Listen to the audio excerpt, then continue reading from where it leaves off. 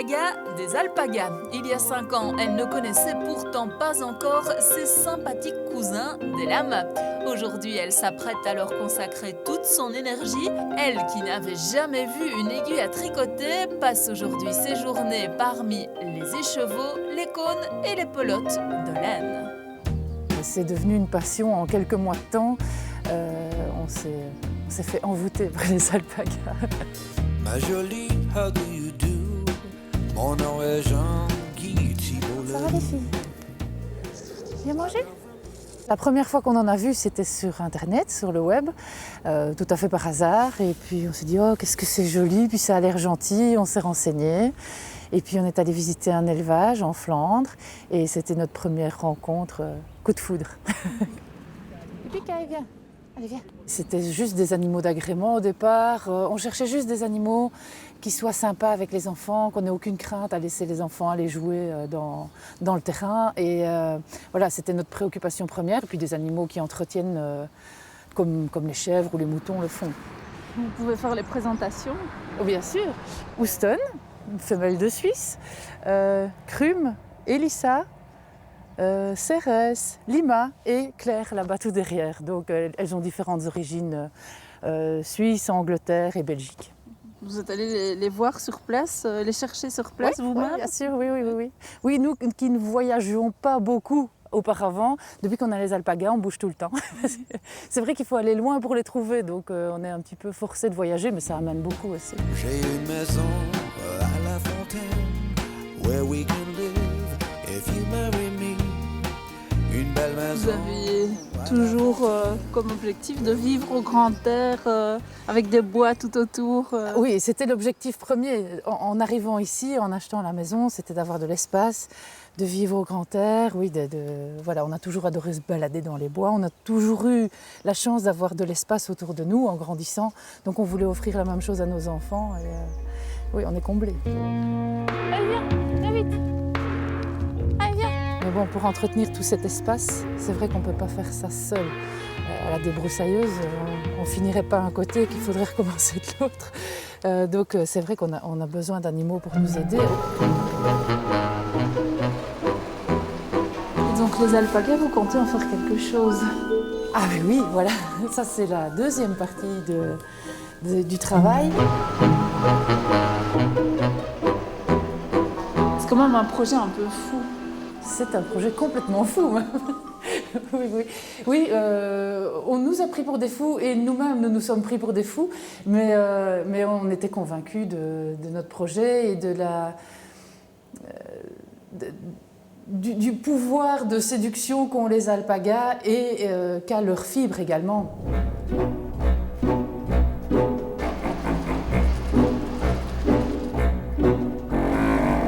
On s'est rendu compte qu'il n'y avait pas beaucoup de possibilités pour les gens qui n'ont que quelques animaux, que ce soit des alpagas, des moutons, des chèvres, mohair, enfin peu importe. On s'est rendu compte qu'il n'y avait pas beaucoup d'infrastructures qui permettaient aux gens de faire quelque chose de leur fibre, de leur laine. Et nous, on s'est retrouvés au départ à conserver nos toisons en se disant c'est très joli, mais qu'est-ce qu'on va en faire? À la main peut-être, enfin voilà. Parce que les filatures industrielles ne s'intéressent pas à des petites productions. Si vous avez 3-4 moutons, les filatures industrielles ne s'intéressent pas du tout à vous. Donc voilà, d'où l'idée de créer une micro-filature qui permette de travailler de toutes petites quantités. Et donc vous avez lancé le projet il y a très peu de temps. Les machines sont là depuis quand? Un mois. Un mois, c'est le tout début. Voilà, oui, notre bébé est arrivé et on est très contents.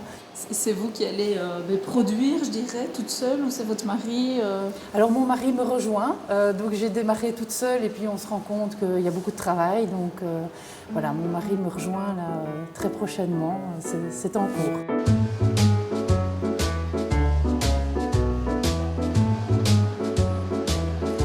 Le challenge vraiment des mois à venir, ça va être quoi? La production, vous maîtrisez? La production, ça y est, c'est maîtrisé. Je ne dis pas qu'on n'aura jamais d'ennui, mais enfin jusque-là, tout se passe très bien. Et puis, bon, c'est maintenant de développer la commercialisation de nos produits. C'est le challenge, effectivement, des mois qui viennent. On fait quand même un produit fabriqué en Belgique complètement écologique. On va essayer de travailler en circuit court pour favoriser le développement durable. Vous êtes prête aussi à travailler 50 ou 60 heures par semaine, alors Oui, complètement, on adore ce qu'on fait, donc c'est vrai que quand on aime ce qu'on fait, on compte pas les heures. Et puis j'ai la chance que ce soit à la maison. Donc voilà, une fois que les enfants sont au lit, on peut redémarrer une deuxième journée. Espérons que ce ne soit pas juste un effet de mode et qu'il y ait une réelle prise de conscience de la nécessité de travailler les produits locaux et ce qu'on produit soi-même, de récolter, de le transformer et d'en faire quelque chose. vous êtes sensible à ça aussi dans votre mode de vie au quotidien, ce côté-là. Déjà avant, ou vous êtes devenu plus sensible? Déjà avant, et ça ne fait que s'accentuer parce qu'il y a la prise de conscience et se rendre compte que notre planète est là et qu'on doit en prendre soin. Et voilà, donc ça s'inscrit très très bien dans notre projet de vie, notre projet professionnel également.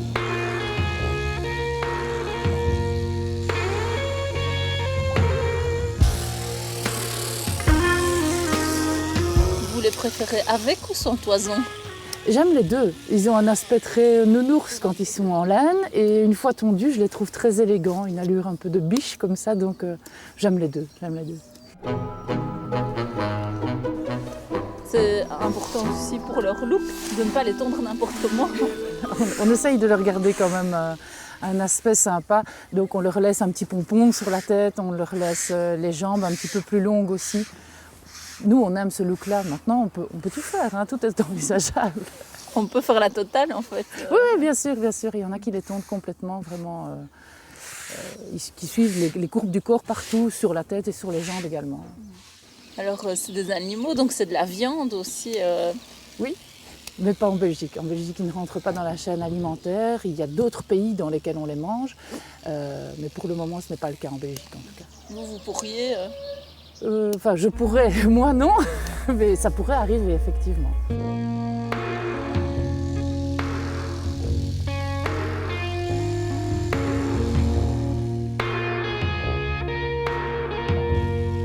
Est-ce que c'est facile de jouer au coiffeur? Non, c'est pas facile du tout. Non, ça s'apprend, c'est vraiment un métier à part entière. Ici, c'est un tondeur professionnel qui vient d'Angleterre, exprès pour nous, pour apprendre à mon mari, pour qu'on puisse tondre de la meilleure manière possible, pour récupérer les meilleures toisons. Vous la teignez pour obtenir différentes teintes? Non. Et on a la chance d'avoir l'animal qui a le plus de variétés de couleurs au monde. Donc, justement, de nouveau, dans l'intérêt écologique, dans l'intérêt de la planète, on évite d'utiliser des produits de teinture parce qu'on a cette chance de pouvoir avoir beaucoup de couleurs naturelles. Là, c'est de la laine qui a déjà...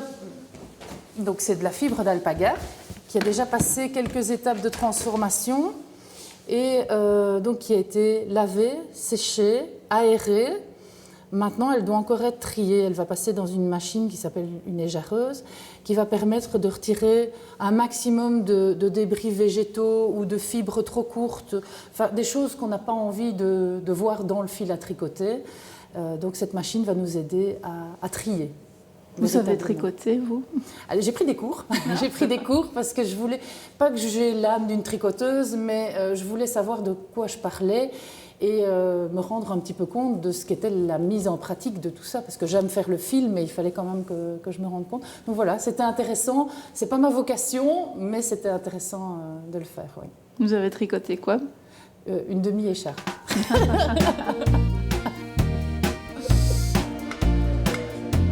Qu'est-ce que ça vous inspire de voir ces premiers cônes, ces premières pelotes Beaucoup de bonheur.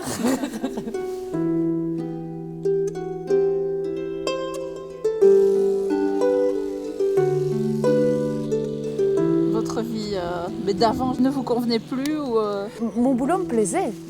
J'ai toujours aimé ce que je faisais, mais ça me plaît nettement plus. Voilà, c'est ça.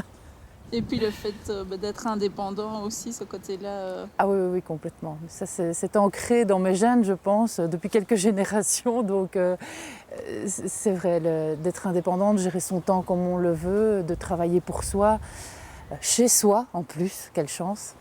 Voilà, donc c'est formidable, c'est une belle aventure. Tout est rythmé par les alpagas, par l'élevage, par la filature, par les clients, par tout ce qu'il y a à faire. Donc voilà, mais c'est un bonheur, on s'amuse beaucoup. Pas question de partir et de laisser les alpagas une semaine. Non, hors de question. Non, je ne quitte pas mes animaux une semaine, maximum 2 jours. La maman de mon mari vient souvent nous aider quand on doit s'absenter, parfois pour partir en concours avec les animaux. C'est souvent pour les alpagas qu'on part. Et alors sa maman vient nous aider, elle vient distribuer simplement les gamelles, mais c'est vrai qu'on ne peut pas partir très longtemps parce qu'on ne peut pas confier cette responsabilité à quelqu'un trop longtemps. Et puis quand il faut changer le foin, changer l'eau, c'est un travail quand même beaucoup plus conséquent que juste venir donner les gamelles.